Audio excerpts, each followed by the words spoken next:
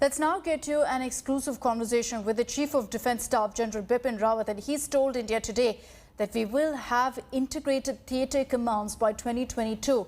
The General says both the United States and China have already deployed theatre commands for better integration and management of resources, and India is also in the process of doing so. He also spoke at length about the situation on ground, both at the line of actual control and the LOC.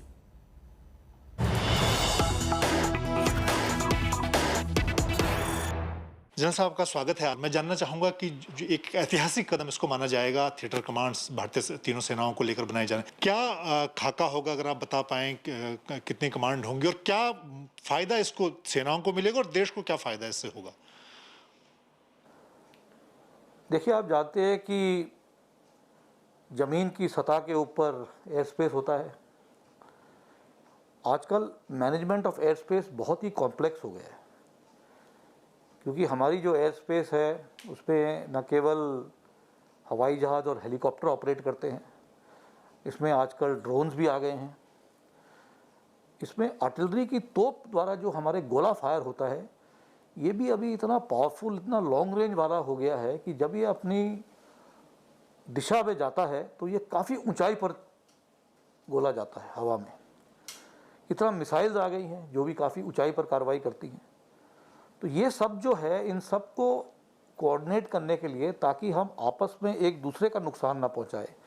जैसे कि मैं कहना चाहूँगा, अगर हमारे air space में अगर कोई हवाई जहाज़ या हेलीकॉप्टर उड़ रहा है तो उसमें ड्रोन बाधा ना डाले, या उसमें हमारी जो आर्टिलरी है उससे कोई बाधा ना हो, या आर्टिलरी के फायर में, क्योंकि उसमें एयरफोर्स ऑपरेट कर रही है तो उसके फायर में बाधा ना हो। तो इस सबको कोऑर्डिनेट करने की ज़रूरत होती है।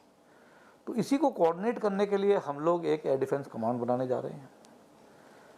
इसी तरह हमारी जो समुद्री सीमाएं हैं ये काफ़ी बड़ी हैं, इसमें हमारी कुछ आइलैंड टेरिटरीज भी हैं। तो इन सब पर कंट्रोल करने के लिए हम लोग सोच रहे हैं कि क्यों ना एक मैरीटाइम कमांड बनाई जाए। और इसी तरह हमारे पास पश्चिमी और उत्तरी छोर में हमारे पास जो सीमाएं हैं, ये कुछ हद तक सीमाएं अनसेटल्ड हैं पाकिस्तान के साथ। जम्मू कश्मीर में आप जानते हैं अभी तक बॉर्डर पूरी तरह डिमार्केट नहीं हुआ है, जिसे हम लाइन ऑफ कंट्रोल कहते हैं। और चीन के साथ हमारा लाइन ऑफ एक्चुअल कंट्रोल है, जहाँ पे भी हमारी सीमाओं पर अभी विवाद चल रहा है। तो इसलिए ज़रूरी है कि इन सीमाओं को ध्यान में रखते हुए, अपने देश की सुरक्षा को ध्यान में रखते हुए, हम एकजुट होकर लैंड बेस्ड कमांड्स बनाएं, एक पश्चिमी छोर के लिए और एक पूर्वी छोर के लिए। तो इस तरह से हमारी कार्रवाई चल रही है कि हमारी लैंड बेस्ड कमांड होंगी, हमारी एयर डिफेंस कमांड होगी और हमारी मैरीटाइम कमांड बनेगी। जम्मू कश्मीर में पाकिस्तान सेना के साथ शीज फायर को लेकर, संघर्ष विराम को लेकर एक समझौता हुआ, उसको भी 4 महीने का वक्त हो गया है। आपको कोई बदलाव वहाँ पर नज़र आया है क्या? पाकिस्तानी सेना और बाकी जो आतंकी संगठन, उनके रुख को देखते हुए वहाँ पर किस तरह के हालात को कैसे आप देखते हैं? इस वक्त जो सीज फायर हुआ है उसमें हालात में तो सुधार आए हैं।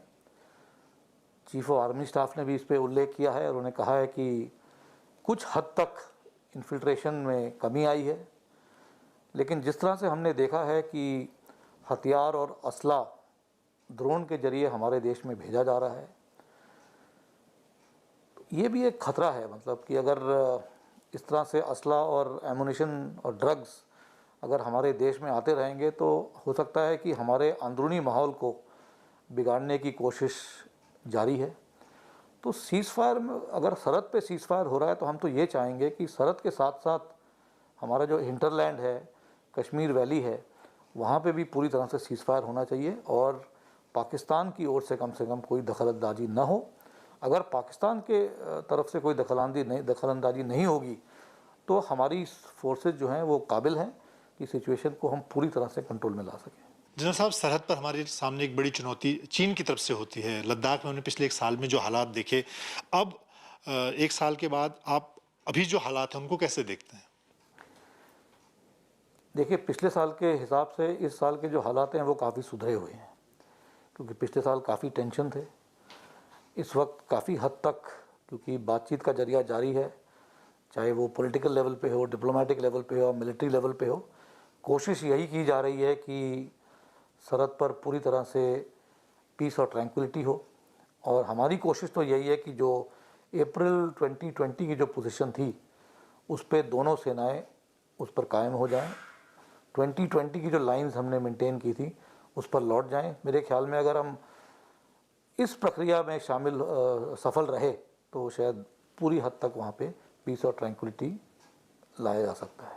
आपको लगता है कि अब हमारी जो तैयारी इस वक्त है पूरी सरहद पर लाइन ऑफ एक्चुअल कंट्रोल पर, क्या अब ऐसे हालात हो सकते हैं कि चीन दोबारा इस तरह की चौंकाने की स्थिति में होगा हमारे खिलाफ?